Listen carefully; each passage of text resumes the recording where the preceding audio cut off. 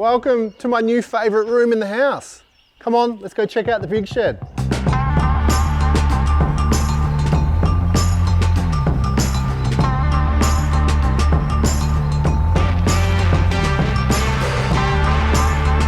Welcome inside to the big shed. I am so stoked with how this has turned out. So I have already moved in a fair bit of stuff and I've been using this space for a few months now. Why don't we do a quick rundown of the space? And I want to see if I can keep this entire shed off grid. And I've got something to test later on in this video. Internal space this way is just shy of 10 meters.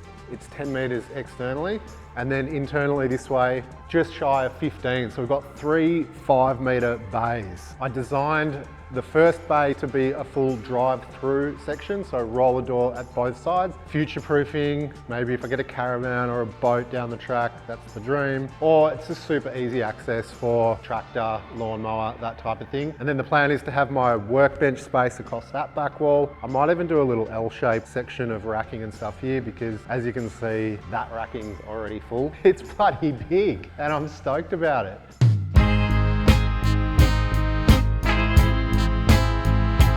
Biggest question, why is it so tall? Good question, because I drew it that way and I didn't quite grasp the concept of how big it's going to be. If I want a mezzanine, I want 2.4 height ceiling, so I doubled that, 4.8. With the 30-degree pit, that makes it 7.8 meters to the corner. And with my initial layouts, I designed it as sort of 3 separate bays, exactly where the relief cuts are, drive-through area in the first bay, main access to the second bay, and then this bay, I've got something special planned, so let's flip around.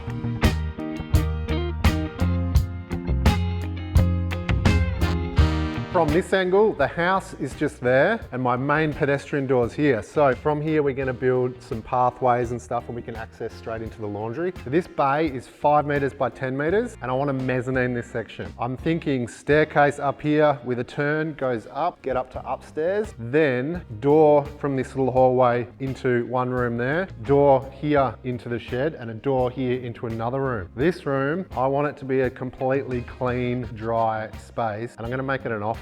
That one, I'll make that Lucy's office. Her design studio, place for all her samples, place for her to shoot videos. Here, place for me to work that's clean, not messy area. And then upstairs, just plenty of extra room. We might do something fun with that later.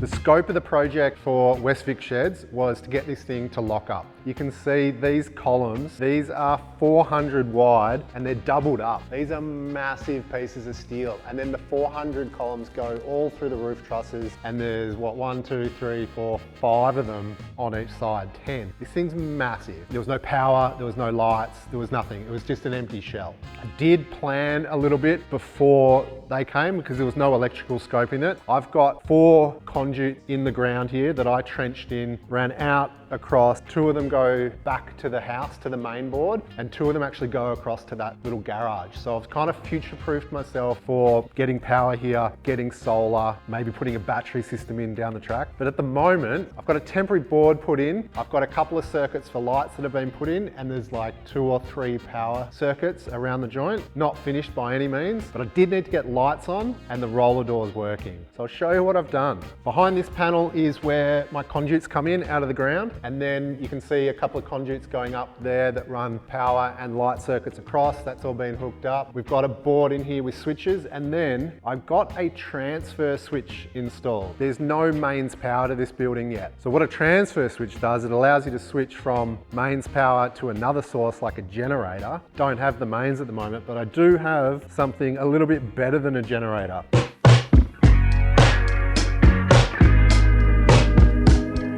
So EcoFlow actually reached out to me a little while ago and I said, hey, I do have a project coming up. I might be able to test one of your new products. This is the EcoFlow Delta Pro 3. Before this arrived, I was just running a power cord from the outside power point on the garage into here, up, turning on the lights, manually plugging in, unplugging stuff. It was a right pain in the ass. It is 4 kilowatt hour battery and then it's got 2 expansion batteries on it, both of 4 kilowatt hours each for a total of 12 kilowatt hours. Super impressive, this thing. Thanks so much for EcoFlow for sending this one out because it's given me a lot of insight into how much power I use on things. And I think it's going to help me a lot to actually work out power consumption in here and in the house when sort of designing bigger solar systems and battery systems to potentially power the house and everything down the track. On the screen, it gives you live output. There's actually an app as well that shows you exactly how much power is being drawn or how much charge is going into it. And we'll get into that in a second on how to charge it. But I'm just opening up the app at the moment. I've got 56% on it. It's pulling 989 watts. That's pretty bloody accurate because these high bay LED lights are 150 watts each and there's 6 of them. And that's all that's running. Oh, there's some speakers and stuff plugged in. But it's also running the garage doors. It stays on all the time. And this battery on its own can basically power this whole shed for 2 or 3 days at a time. The challenge I've got is recharging it.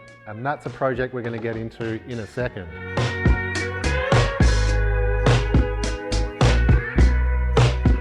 Let's spin this thing around. It is very heavy, but there's a little handle here, handle that pops out, and it's got wheels on the back, so you can actually lift it up and wheel it around.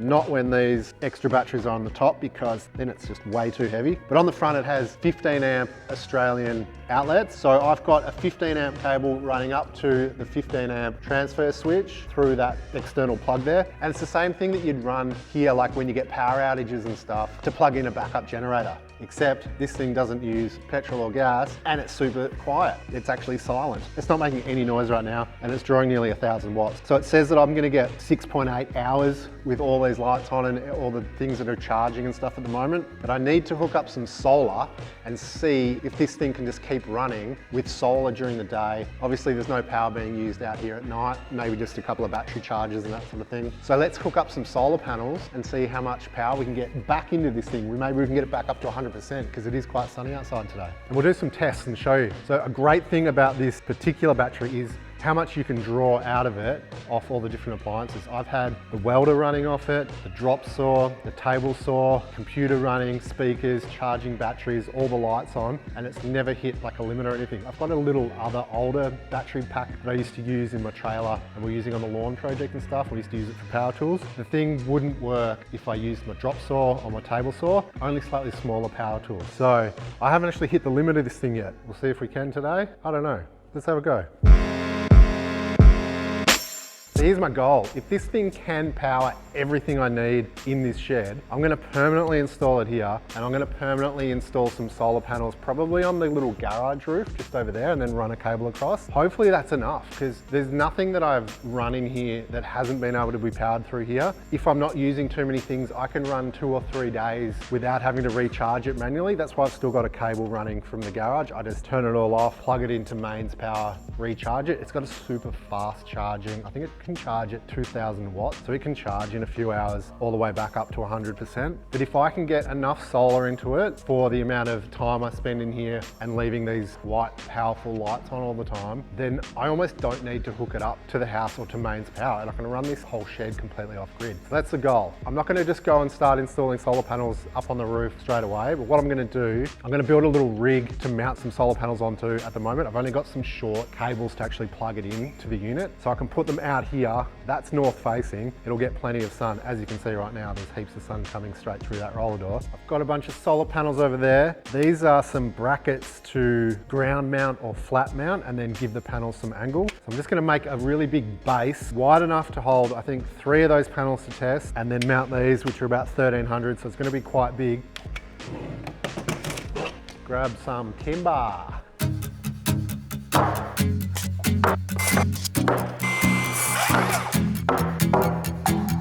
I've got the droppy plugged into the battery.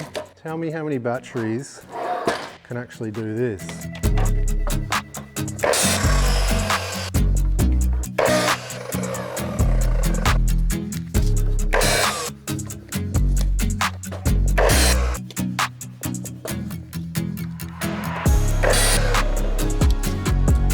Actually, why don't we check how much power this thing ramps up to. All right, we're going to do a little screen record of the app and see what power ramps up to when we use the droppy.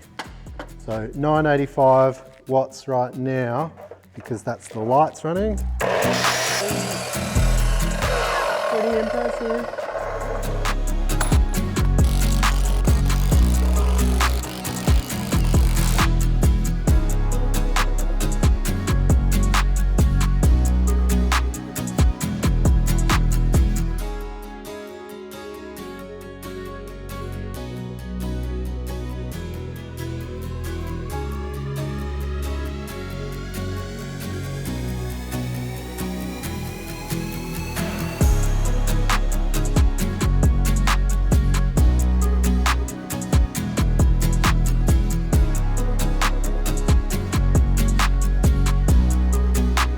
Alrighty. Whoa, that didn't work. That did not work at all. Let's go again. Oh. All right, so we've just made a giant skateboard. Jesus, this thing's sketchy. Well, it's not gonna have that much weight on it. It's also huge to move around. But what we gotta do now, where'd I put it? Need to work out how these brackets go together. Something like that. And then what I assume happens is we go, oh, that one's the wrong way. We do that, and then that'll go like that, and then our solar panel will like stand up here. So let's grab one. This is one of our panels, and we're gonna go 3.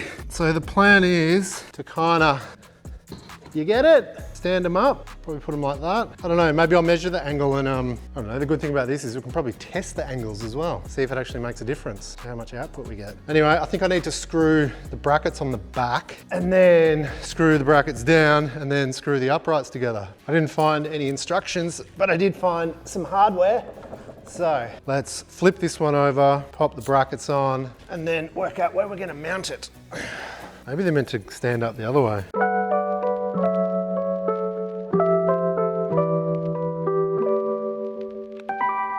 So the other day we got rudely interrupted by a massive downpour. The sun didn't stick around and I didn't charge the batteries, but I have been testing it for a few days now and these are working. Yes, they're charging. We've got 3 panels connected up here, running through straight into the battery, and she's charging. 5 minutes ago we had sun and now it's overcast and we're still getting 225 watts in, but we're using 984 because all the lights are on and there's a couple of battery chargers running. We have managed to top up the battery back up to 100% every day, every second day. I don't think it's gone less than 50%. I've been in and out of the shed every day doing something, working on something. The trailer's in there at the moment. I've just been mowing earlier today. We've got 3 panels, 3 400 watt solar panels, all hooked up, bang and charge into this thing. If I was in here doing a lot bigger projects and I was in there with the lights on for say 4, 5, 6 hours a day, I'm probably gonna need more panels, and I do have more panels, and there is a way to put more panels into this battery and charge it. There's 2 solar inputs. One's a high voltage plug rated for up to 1600 watts at 30 to 150 volts. And there's a low voltage plug, which is 1000 watts, 11 to 60 volts. Each of these panels, I think, is a 37 volt panel, so about 40 volts. And if you put these panels in series, the voltage then adds together. So you get 40, 80, 120, and that's basically maxing out that high voltage plug. But then you could run a couple more in the low voltage, or even just a single 4th panel going into the low voltage, and you'll get more. So look, oh, the sun's just popped out now and it's just jumped up to 500 watts in. So like, it's enough to top it up. It's not enough to keep up with the consumption when all those lights are on, but I know that I've got more space on that roof up there. I could fit 8 panels up there easily. It's like the easiest option to use both of those inputs is to have 3 panels going into the high voltage and a 4th panel going into the low voltage, or you can start making extra, you can start stringing them together with 2 sets of 3 going together into the high voltage and then the 2 extras going into the low voltage. That would use all 8 panels that I've got. So I do have 8 panels. I've got room to put them on the roof. That'll be the long-term solution, because then it'll just top it up every day. Even over the last week, we've managed to top it back up, and we've had rain and cloud. We've had whole days of cloud and it's still managed to top it up enough to keep using it.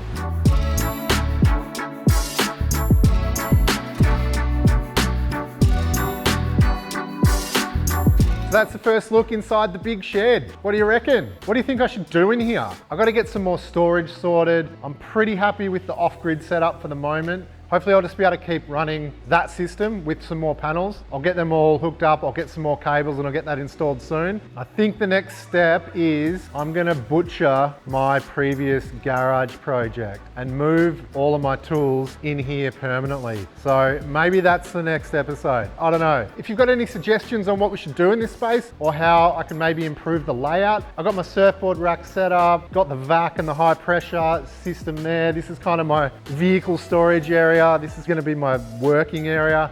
We've got solar to hook up on the garage, we've got the mezzanine to build, we've got some more tool storage and stuff to move in here. Plenty of jobs to keep going with.